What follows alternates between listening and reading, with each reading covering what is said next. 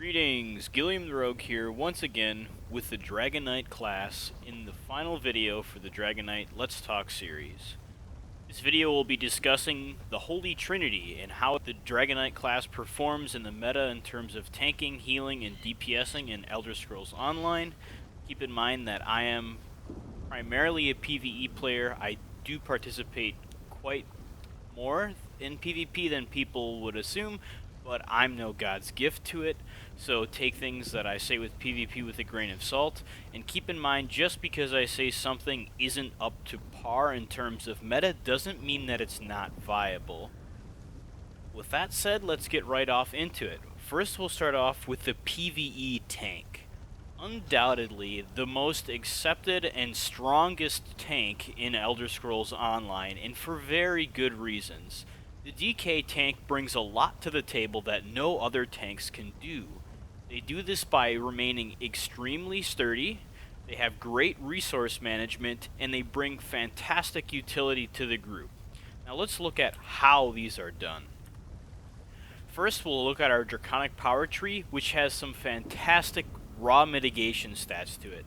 So we get Iron Skin, which reduces damage taken by 5%. It is 10% of block, which is 50%, so 10% of 50 is 5. So that's a free 5% damage mitigation that no other tanks can have. Then we also get 12% bonus healing received while any of these abilities are up, which they often will be, especially with Spiked Armor, a source of major Ward and Resolve, giving us 8% damage reduction. We'll also get some health recovery, although this is rather fluff and doesn't really change anything from other tanks. And then we have Scaled Armor, which increases our spell resistance by 3,300. Now what does that mean? How much damage mitigation is that? Well, PvE damage mitigation is divided by 660. For each and every 660 points of resistance, you gain 1% damage mitigation. And you get a flat 5% spell resistance. This works against magic attacks, fire, lightning, and ice damage. So this really helps reduce some of the magic effects in PvE, especially in the Maw of Lorkhaj and other places that you encounter it. So just looking at Draconic Power, we have some great passives, and then we look at some of our skills, and we have CC built in, which also gives us minor maim and choking talons. We have a source of major Ward and Resolve. We have a self-heal, although Dragon's Blood is rather weak now. We have a Reflect that removes projectiles from us. We have an AoE Silence and a heal. And then we look at our Earthen Heart abilities. How do we maintain the resource management as a DK? Well, we have Igneous Shields, which gives us a shield. It doesn't give us any resources, but it helps take off pressure from us, and it also gives us major mending, increasing our healing done. But whenever we activate Igneous Shields, we also activate a passive called Helping Hands, which restores 5% of our stamina from our max stam pool. So if I put this on my bar, the main issue with tanking in resources is you can't regen stamina while blocking. You see I have 534 here, but when I block and I open up my character sheet, it'll be 0 for a second. It's because I was blocking. You can't regen stam while blocking. But this is alleviated as a DK. Let's dodge roll a bit. So I'm going to hold block, and notice how I'm not getting any stamina back. But now I'm going to block cast with Igneous Shield. My block does not drop, but my stamina goes up by 5% by each cast. This really helps us maintain our resources while we're on cooldown for shards or other synergies. On top of that, every time we do this, we give ourselves and our allies a small damage shield, and we give everyone around us Minor Brutality, the only form of Minor Brutality in the game, which is very helpful for stamina-based characters. On top of this, you also get a little bit of ultimate generation every time you do this. So the DK does a lot of things in very little. We have fantastic utilities between Molten Armaments, Igneous Shields. We have AoE that gives CC via Eruption, Burning Talons, or Choking Talons. We have an AoE self-heal and CC in Deep Breath. And then we also have the only form of a chain in this game, which is chains. That's what it's called. The interaction of CC has been dubbed chains because that's what the base skill is called. All you do is you pull a target to you. It is rather buggy, but it still serves as one of the only forms to do so in the game. So the only other way to chain things is to use a two-piece monster set, which heavily sacrifices our potential in terms of tanking, as Bloodspawn, Lord Warden, or many other possible choices that we can use while tanking. So as a summary, PvE DK tanking is extremely powerful. They have great resource management via Helping Hands and Battle Roar. They have great utility in terms of skills and passives, and they have unparalleled damage mitigation. No one is as tanky as a DK. On top of this, whenever we cast an ultimate, we gain a massive influx of resources. And what better way to spend our resources than Warhorn, which is one of the most expensive ultimates in the game. It costs the same as the Destruction ultimate or Banner. And as a tank, those things aren't going to be doing much damage for us, but we do have access to aggressive Warhorn, which gives our group 30% increased critical hit damage and 10% health, magicka, and stamina. This is insanely powerful, and it's why so many high-performing dungeon groups and trial groups run multiple horns. You keep the thing called Major Force, which is the 30% critical hit damage, and you just keep that rolling like 50-60% uptime, and then you have Warhorn, the base morph of the 10% resources, up 100% of the time. This drastically increases tankiness from your group, utility in terms of healing and resource management, as well as unparalleled damage, as everyone in the group gets to have 30% critical hit damage. And on top of that, we're getting our resources back. So if you're really low on stamina as a DK tank, you can just pop a Warhorn for your group, assuming that it hasn't been used recently, and get all of your resources back. There is another ultimate which also helps prevent a lot of wiping in groups, and a lot of first clears are actually done with Magma Armor. What it does is it caps the amount of damage you can take to 3% of your max health, ultimately preventing you from being one-shot outside of a few key mechanics. In PvE, there are quote-unquote hard wipe mechanics, where if you fail to follow a mechanic properly, you and your group will ultimately die instantly. But Magma Armor can prevent some of those, but not all of them. But it really helps take a lot of punishment in a short amount of time, while letting your healers get their magicka back, or heal your allies instead of you, and you can just become a god while this is up. So no other tanks have these things. The only other tank that comes close is the Nightblade tank, and all they have is resource management and self-healing. They don't have the group utility. They don't have the group CC. They don't have the tankiness. So this is why DK tanks are number one in PvE. Now we look at PvP tanking. DKs in PvP tanking, from a holistic I'm a tank standpoint, are very, very brutal targets. They're not extremely high damage dealing unless you split into more proc sets, or the toxic playstyles and not a quote-unquote tank playstyle.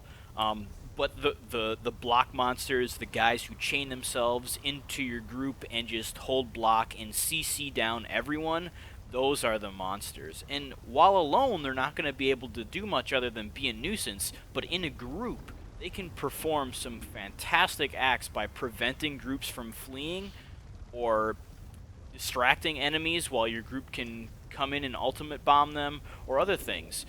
I mean, you're pretty much, with all of the tankiness we get from Magma Armor, as well as these passives and these resource management, we can go into a giant group of players and stay alive long enough that the rest of our group can either come in from behind and surprise them, or escape if we're trying to flee. So they have incredible staying power via chains. You can take the morph that pulls you to them, or them to you. In PvP, pulling yourself to an enemy is actually usually preferred if you're going for group PvP, just because you can have staying power no matter if a Sorc is streaking or someone's dodge rolling. You can keep chaining yourself to them if you're casting it properly. On top of this, they have that great advantage of Choking Talons, which applies minor maim to all targets and immobilizes 6 targets on top of that, really allowing the DK tank to hold people in place, allowing for insane damage done in AoE from things like Banner, Bats, the Destruction Ultimate, and other things. So the DK is really, really strong in terms of PvP as well. However, there's still a few things that they could use. Dragonblood has been heavily nerfed since the launch of the DK class in early 2014, and for good reason. The old Dragonblood pretty much made you invincible, but now it's almost useless. This skill is rumored to be being fixed next update, so we'll see if that changes how DKs perform in solo play and whatnot. But I think if this got fixed, the DK tank would become, for a lack of better words, a living god. Sure, they're not going to be murdering anyone unless they're wearing proc sets or have more damage built into their kit, but with a good self-heal, they will literally be unkillable unless a group of players understands the weak points of the DK and seeing, hey, he's low on resources, I have this short window of time to kill him. But with Green Dragonblood or some of these other skills, that makes it very difficult to do. So if they're given that, their DK tanks will become very, very hard to deal with. Now we'll go on to PvE healing. Now, the DK class does everything really well, whether it's stamina DPS, magicka DPS, or tanking in PvE and in PvP. However, the one thing they can't do too efficiently in terms of meta play is healing. Now, I'm going to bundle up PvE and PvP healing because there's not much to talk about. The only skills that they have for group utility is a morph of Flames of Oblivion called Cauterize, which only heals one ally every 5 seconds, and then another one called Stone Giant. I think it's the other morph, but it's a single target heal, but it operates like funnel health, where you, the caster, have to be close to someone in order for them to be healed. So the main issue with the DK class is that they have these great utility skills like Igneous Shields or Igneous Weapons that give these group buffs to the group and shields and whatnot, but they don't have any real healing, and they don't really bring anything unique to the table. Templars bring stamina management, magicka management, they bring CC, they bring executes, they bring fantastic group buffs, and they bring damage mitigation in form of Nova. Now, the DK class's damage mitigation is Standard of Might, but it only applies to the DK. They don't have any hard CC in terms of utility. I mean, again, we could use Choking Talons, but a tank is probably going to be running that, so there's not much of an advantage there versus Shards, which is going to do massive damage, AoE, stun, and provide a synergy to the group. So the DK class is very selfish, so I don't really understand why ZeniMax is trying to push the healing build. However, it can be done in easier groups such as 4-man dungeons or lower tiered PvP groups who aren't doing the crazy min-max stuff, or going and trying to flip keeps with 3 players and stuff like that. So you can definitely play them, but you're going to always have a group of players who are going to complain about it, and for good reason. Compared to a Templar, in terms of healing, you miss so much if you aren't one. So some of those groups rely on that, especially stamina builds who don't have Vicious Ophidian and stuff, so you aren't able to bring a lot to the table, unfortunately. Hopefully this can be changed by giving DKs some sort of unique buff or utility in form of one of these abilities. I don't know where it would really go, but there's definitely room for adjustment. Some of these skills aren't heavily used as DKs. I think Stone Giant could go with a big rework. Dragon's Blood could have a morph that gives group healing or something, who knows. But in terms of PvE and PvP healing, the DK class really falls short there, but that's because it does everything else so well. So now we'll go on to the Caster DK, or Magicka DKs, and we'll start with PvE. Caster DKs have been in the top 3 DPS in terms of class and role potential, so Caster DK, Stamina DK, Caster Nightblade, and that's what I mean. Like, Caster or Stamina is the role, and then DK or Nightblade is the class. And Caster DK has been top 3, if not number 1, since this game launched. Now, a lot of it is contextual. It depends on group buffs. It depends on the content, what sort of fight it is. The DK has a lot of skill cap to it, but it has super high damage, and that's because Standard of Might. No other class has this, which increases all damage done by 20%, and on top of it, it lasts a staggering 17 seconds. This gives the Dragon Knight class a 20% boost to all damage while it's down in AoE. And on top of this, the 20% applies to Standard of Might, which is already doing fantastic damage. On top of having the best damaging ultimate in the game, they have really, really strong skills. Molten Whip is a fantastic spammable. Burning Embers is a good dot. Engulfing Flames is a good dot. Flames of Oblivion is a good dot. They have so many dots in their kit that it allows them to continue doing damage while they're doing their spammable. So you have 6, 7, 8 dots down at a time as a DK, and you're doing your spammable, allowing DKs to reach 50, even 60k on AoE parses in really coordinated trial groups given, but still, they have insane damage potential. Now, the main issue with the DK class is they have a hard time with range fights because they have to give up Molten Whip and use Force Pulse, and it is a DPS loss, but it's not astronomical. But the main thing is that a lot of their dots are melee range. Engulfing Flames is 10 meters, Burning Embers is 5, so you have to kind of be face-to-face with the thing. And outside of that, their AoE damage potential outside of Banner is rather lackluster because they have access to Burning Talons, which is a great AoE, but it costs a lot of magicka. And then the only other AoE that I have is Elemental Ring, which does a little bit less damage, but it costs less and it refunds magicka on kill. So in terms of when CP cap is out, the everlasting 3600, whenever that may be 20 years from now, Burning Talons will actually be used over Elemental Ring because resource management won't be an issue by then. But until then, they're forced into using a really lackluster AoE. Now, on top of this, DKs also lack an execute, but this is because they're doing so much damage throughout the fight that if they were given an execute, no class could compete. It's already hard for other classes to compete, and that's because the raw damage, the Standard of Might, the fantastic synergy of Molten Whip and so many dots, and very, very strong passives, lots and lots of damage, Combustion, World in Ruin, etc. So, but resource management is the other struggle for the DK. If you don't have things like orbs or elemental drain running, a DK is going to go dry very quickly, and that's because these abilities cost a lot of magicka. Burning Embers isn't too expensive, but Molten Whip is almost 2k per cast.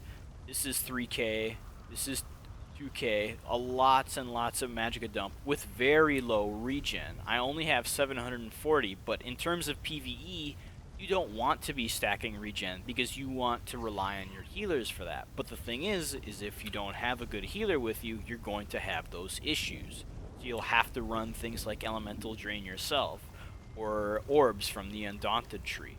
These really help alleviate and almost nullify the magicka management issues of a DK in raids and groups. In terms of caster PvP, however, there is a little bit more of an issue, and that's because the caster PvP takes all of those issues of the DK class and then adds on the fact that a lot of the self-healing that they have access to is based on damage, and due to Battle Spirit, that's going to be tuned down. Now, Burning Embers is a fantastic heal, but it requires a target. That means if you're on the run and trying to regain your bearings, it's going to be very hard for you to be able to heal back up and to keep staying on the move. The other issue they have is mobility. DKs have almost no movement speed in their kit, or displacement as I call it. They do have 30% or Major Expedition on chains, but it only lasts 2 seconds, and it still costs a lot of magicka. And when you're trying to flee or get to a choke point or something, you're not going to want to use chains because you're trying to move away, not move closer to or pull people to you. They do have access to talons again, which helps lock things in place so that they can get out, but a lot of the DK works by holding block and just holding your ground, sort of, because we have the draconic passives of Iron Skin, we have that damage mitigation, we have the Reflect, which is fantastic, and then we have Helping Hands, but these are mitigated in PvP when you're taking a lot of burst damage, and you're not able to just have a infinite amount of targets to heal yourself, and you're being CC'd, and you're being heal debuffed. And those are the big issues on top of the resource management for the DK, and it's why that they've kind of fallen out of favor since the Dynamic Ultimate days. Because back when Dynamic Ultimate was around, resource management was an issue because Battle Roar was constantly giving you Ultimate. You'd be able to have 2, 3, 4 banners down at any given time if you were fighting enough players and had a strong build. Now that that isn't there, the DK's issues of resource management and kind of having to hunker down is amplified, and you see a lot more issues with it. Now, that isn't to say that the Magicka DK is unplayable in Cyrodiil. I see a lot of fantastic players still making do with the Mag DK, even in the proc era that we're going in Cyrodiil. And that's because the DK still has these fantastic skills. It has a lot of options and a lot to choose from. The issue, again, with that is that you have a limited amount of bar space, so it means a lot of flexing in and out abilities and understanding your opponents, who you're going up against, being able to deal with your weaknesses as a player, and so on. So a lot of the issues with the DK class don't come from itself being inherently underpowered. It's more so that it's very, very demanding of player skill and knowledge in the game. Even if you're super good at the game mechanically, if you don't have the knowledge to understand peaks and dips of damage, resource management, and so on in Cyrodiil, it's going to be very hard for you to be able to deal and contend. So that's one of the biggest issues that players have when using the caster DK and like the classic 7 light armor or 5-1-1, and going in with a destruction staff instead of a sword and board is they're not tanky enough because they're not able to imply a lot of these fantastic abilities and passives because they just don't understand how they operate and where and when to use them. So again, that's not necessarily the class's fault. It's just that it has so much that you have to learn and deal with. So it has a very high skill cap, and a lot of players get the learning curve is very disheartening when you start seeing it and you're just getting stomped over and over again, and you're like, I don't want to do this. I'd rather play something easier. But the DK class is insanely gratifying in terms of caster DK especially. Now, a lot of these issues are alleviated if you go in between a hybrid of the PvP tank and the caster. So if you do the 5 heavy armor and then 2 light, or maybe 5 light and 2 heavy, you go with the sword and board, the classic route of the DK, you can bring a lot of potential to groups or even solo performance in terms of damage output. Now, are you going to 1v10 people like you used to? More times than not, because there are still a lot of issues with the DK class with self-healing and whatnot, but they're still able to do great damage, especially with the Eye of the Storm ultimate. You walk in a group of players with that, the first thing they're going to do is try and run away, but guess what? You have talons. They're going to all have to waste their stamina. Even if they can get away, they're going to be out of stam by the time that happens, and then you're going to be able to chain CC them. You're going to be able to do debuffs. You have self-healing with Embers. You have a great other morph of Molten Whip, which gives you a self-heal and a stun. So there's a lot of potential with the DK class and PvP. So overall, I think they're in a pretty good spot for PvP in terms of the caster and tank role. There are a few things that I would like to see with Dragon's Blood, and maybe give them a little bit of cost reduction, or give them a little bit more ultimate regen so that they can utilize Battle Roar more efficiently, or so on. But other than that, I think they're in a pretty good spot, even if most players might not agree with me. Now we'll go on to Stamina PvE. The Stam DK has been rising since Thieves Guild, and that's because of the Maelstrom daggers. And the biggest issue with Stam DK from the game's launch was that it didn't have good stamina morphs. It has no spammable, it had no abilities back then, but that's been alleviated. It has one of the best single target dots in the game, which is Venomous Claws. It has a great AoE dot, which also applies Major Fracture, which is Noxious Breath.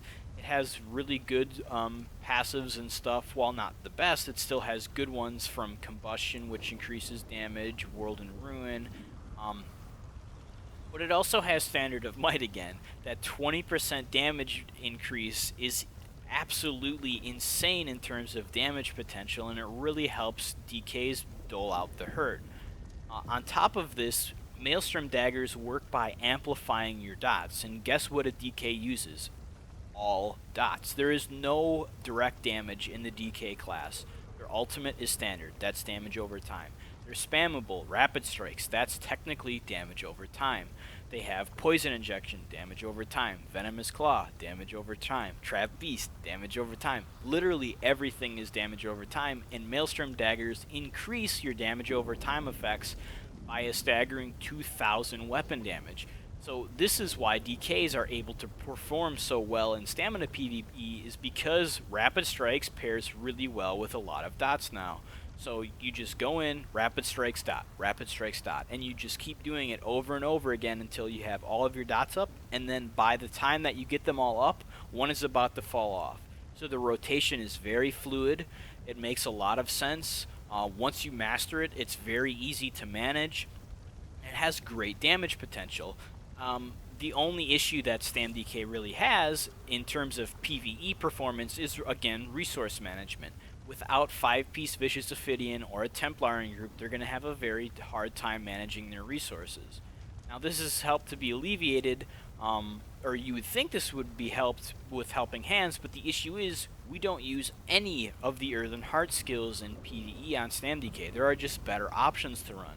I would really like to see Molten Armaments be given back some of its strength that it used to have, where medium weaving was increased by 40% damage. I really like the heavy attack playstyle on the DK with Sunder Flame and Mephalas and Molten, but it's just fallen out of favor so heavily because Rapid Strikes with Maelstrom Daggers are just too good to give up. So I would like to see something done with that to give some more variety to the StamDK, but StamDK is still insanely powerful. It is by far the best single target stamina DPS out there right now.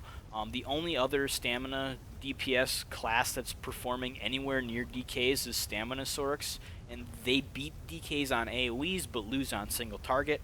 But those two are leading the pack in Stam PvE, while Templars and Nightblades have literally fallen off the face of the earth. They're really underperforming because they don't have these great abilities like Standard of Might and all these super potent dots. But in Stam PvE and Caster PvE, DKs are by far number one. Always have and always will, and that's because of the power of Standard of Might. I keep coming to this ultimate, but 17 seconds of 20% increased damage against all targets is absolutely absurd, on top of a very potent dot and a lot of damage reduction and major defile. So Standard of Might, while that cost is very large, its duration is longer than any other ultimate in the game in terms of offensive ultimates, and it does a lot of damage and gives even more by that 20% that it gives. So Stam DK and Caster DK are both very, very crazy because Standard. So as long as Standard is left, DKs will always have a place in raids, whether they be Stam or Maj, because they have this potent damage in terms of passives and Standard. Now on to Stamina PvP. The Stam DK in PvP is kind of in an odd spot. In terms of the classic MLG players, so to speak, going in and 1vxing and whatnot, Stam DK isn't really in a good spot because it doesn't have a lot of good options. Now, can you do it? If you take, again, the more meta sets where you're running a hybrid of a tank and a DPS and you're wearing proc sets, yeah, you're going to be able to 1vx because a lot of your damage doesn't come from your class, it comes from the sets. So you're going to be able to get away with that. But in terms of the class itself, there's not much, and it's because there's no spammable, and a lot of how it operates is single target. So the more meta approach for the Stam DK is two-hand. You use Dizzying Swing or Wrecking Blow, whichever you prefer, although in PvP you'll want to probably take Dizzying Swing. It works with Reverse Slash, you're going to do a lot of burst damage, and it deals with Chain CC in form of Petrify. Petrify drops your block, and you're pretty much left vulnerable unless you CC break it to be Dizzying Swinged, and then fighting against the Stam DK in a duel or something. They're very tough opponents because they're able to do so much damage in a short amount of time because of Dizzying Swing after Petrify paired into a heavy attack with Molten Ornaments or Venomous Claw ticking away at you and then getting reverse slashed all at once pretty much, and then you just go from 100 to 0 very, very quickly. But in terms of the group PvP, Stam DK is a little bit lackluster just because a lot of their abilities work with damage over time, the only way for damage over time effects to ramp up in damage is when you're allowed to just sit there and do them over and over and get all of your stuff up and totally optimized raid situations, and that's not going to happen in PvP because you're dealing with reaction. Players who are going to understand things are going to purge your dots a lot of times, which hurts immensely. They're going to kite you because you don't have as much movement speed and whatnot. So there's a lot of glaring issues, and on top of that, you have no self-healing. Again, because Green Dragon's Blood is based on missing health, but on top of that, all of your utility for your surviving is with Magicka. And as a stamina build, you don't want to have too much Magicka because that means you're going to be sacrificing resource management in terms of staying alive to block, dodge roll, etc. But you also won't be able to DPS because all of your stamina abilities cost stamina. So you have a very small Magicka pool, but you have a lot of good options. But the issue is you can't use many of them because you don't have enough Magicka to use them properly. Reflect is very expensive. Dragon's Blood is even more expensive. Your major buffs are not as expensive, but they're not as potent. They're not as reactive. Your shield is based on max health, which is kind of nice, but again, it costs a lot of Magicka, so you're not able to apply these great skills because they don't synergize well with stamina builds. So the Stam DK is in a pretty state. It's not terrible. You can do fantastic, crazy things with them, but with the rising of Dawnbreaker of Smiting, leaving Dragon Leap rather redundant, and a lot of these glaring issues of missing healing and not synergizing well with stamina builds, the DK class leaves some to be desired. There are other classes that perform better in stamina PvP because their class addresses these issues. So that's it for the Stam PvP, but now we'll move on to some of the major issues. I've been talking about them here and there, but the major issues in terms of what's hurting the DK is self-healing and resource management. Those are the two biggest things. I agree with the lack of mobility. I feel like each class should have some strength and weakness, and the lack of mobility is the DK's strength and its weakness. It's a blessing and it's a curse. In terms of tankiness, it allows you to just hunker down, hold your position, hold block, and just be this giant meat wall. You're CCing enemies, you're pulling them to you, you're doing utility, you're very beefy, you have enough health to take punishment, but you're not able to move much. So in terms of tanking, that's fantastic. But in terms of PvP as a damage roll, that's counterintuitive to what you're trying to do. So, again, it's a blessing and a curse there, so I don't think it's too much of an issue. But the resource management is one of the biggest issues. The fact that the only form of resource management for Magicka is through Battle Roar is extremely painful for the DK because they have the lowest ultimate generation out of any class, and that's because they have the best ultimates. They have one that does insane damage. They have one, Dragon Leap isn't that great anymore, but they also have one that makes them invincible for 10 seconds, almost 11. So they have two very, very potent ultimates in terms one's of damage and one's of survival. So that's why they don't have this crazy ultimate generation, but it's also why they have such shoddy resource management. I would really like to see something given to the Magicka DK in terms of helping hands or something. When casting Eruption, they would gain some benefit, maybe 5% Magicka and stamina, or 3% of each, or something. But I would really like to see that done. And then for the Stam DK, the whole advantage of helping hands is nullified because none of these skills are usable to an efficient level in terms of PvE. And plus 5% stam isn't that much. You might get 1 or 2 ability casts out of it, but you're already casting once. You cast once, gain 2. Cast once, gain 2. So it's kind of like a small and steady increase, but it's not enough to really turn the tides of battle or give you enough to catch your breathing room, especially in PvE or PvP. I would really like to see Molten Armaments be reworked, given back some of its power to apply to medium charged heavy attacks, or to maybe augment heavy attacks to make them more dynamic and feel interesting. Maybe give a Stam morph of Stone Giant and then rework the ability as a whole, or maybe give a morph of Eruption. Who knows? They could do something, but I really feel like either Helping Hand should be moved or it should be reworked in a way that DPS are able to benefit from it as well, because it's not going to make them insanely powerful, because in PvE they're already able to get over these humps by having great healers that provide Magicka via orbs or stamina via repent and shards. But in PvP, it's going to enable them to feel much more in line with other classes and able to kind of go in head-to-head with other combats and make mistakes so that players can learn and get better at the class. And then the other major issue in terms of what's too strong is Banner. I've already said enough about it, but honestly, I think Banner needs to be addressed. I think that the era of the DK has reigned far too long.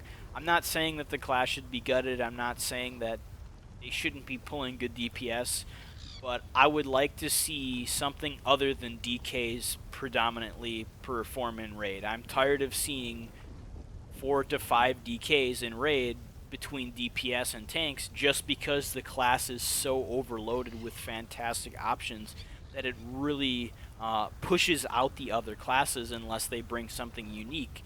Like you bring 1 Nightblade, you bring maybe 1 or 2 Sorks, you bring 2 Templars, and so on, and it's because they bring these unique buffs, but when you have 1 of them, you don't need too many more. But DKs are constantly coming in because they have the raw damage, they have the raw tankiness, the raw utility that they don't need to worry about. So you have 2 DK tanks, you have 1 Stam DK, maybe 2, you have 2 or 3 Mage DKs, and then that's almost half of your raid is DKs because the class is really, really potent. And in terms of DPS, it's because Standard.